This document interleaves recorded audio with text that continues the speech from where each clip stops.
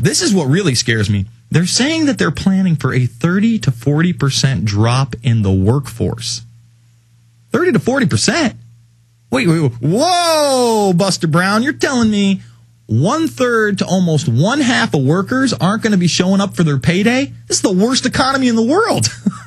I mean, this is possibly the worst economy in world history right now. And we know it's the worst economy since the 20s and, 29 and the Great Depression. We know this, okay? You're telling me that 30 to 40% of the labor force ain't showing up for work? They need a check, son. They'll go with the sniffles. The only way they're not going to work is if they're in a camp or they're quarantined or they're forced not to show up because they shut down the facilities. It's the Alex Jones Show. I'm Jason Bermas sitting in. Alex coming up in the second, third, and fourth hours. Infowars.com, prisonplanet.tv.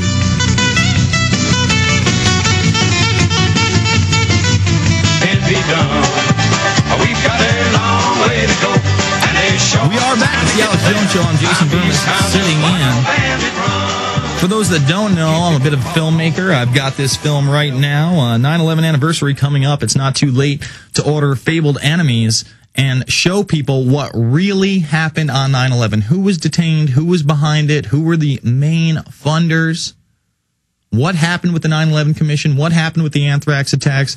Featuring Michael J. Springman, Cynthia McKinney, Bo Dietl, Michael Rivero, Barry Jennings, Joe Biden, and many others over at Infowars.com and PrisonPlanet.tv. And who can forget the Obama deception, Alex Jones's latest blockbuster that has really gotten more traction than all his films combined because of the timing and the spot-on research and production value of this picture. And remember, you can watch it now at PrisonPlanet.tv in super high quality or get the DVD from Infowars.com. I want to thank one of our great sponsors, eFoods Direct. That's 1-800-409-5633, eFoodsDirect.com. Okay, so we don't have to remind you that you need food to survive. Our biggest sponsor, eFoods Direct, is the longest continually operating storable foods company in the country.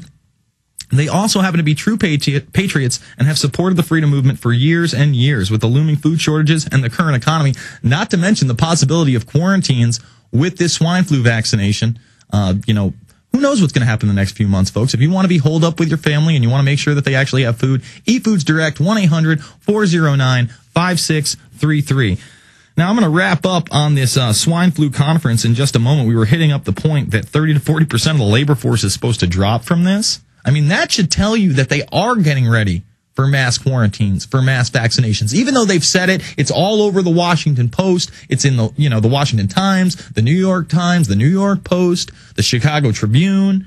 In fact, I think I have the Boston Globe in front of me right here where they say they're going to pay people $50 a piece to take the shot. I can't make this stuff up. Residents can get $50 for a swine flu shot. Okay.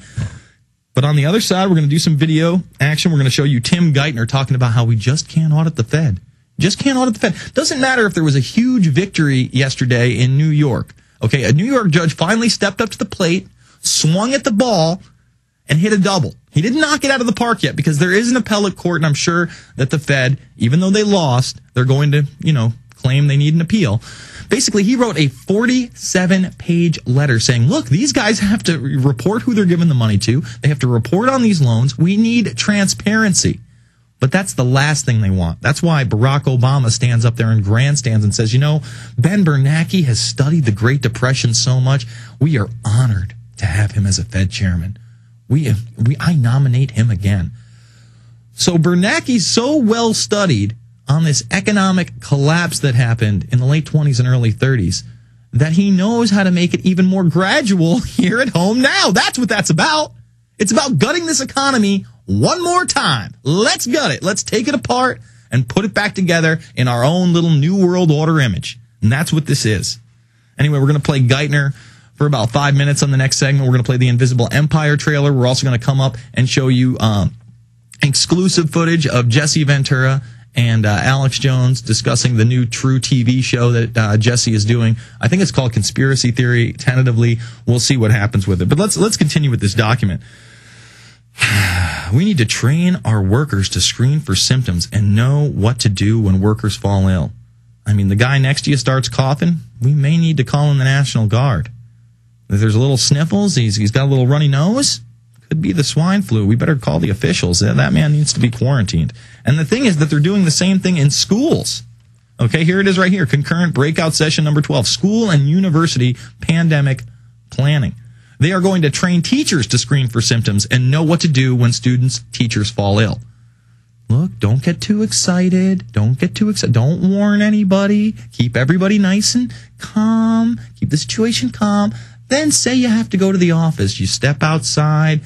You tell the authorities what's happening. All of a sudden, they can transport ill students.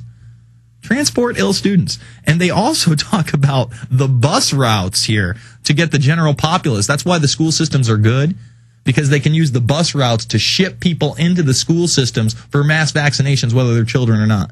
Remember, they expect to get all the parents. But how do you get the people that don't have kids? How do you get that 18 to 30 crowd? You force them to go. Effectively transform school facilities into shelters. See, there might be a quarantine center right at the school. See, there'll be the main part where everybody's being vaccinated and where people are learning. And then they'll take, it's decent weather out here. We'll take them out to the soccer field, or we'll take them out to the football field.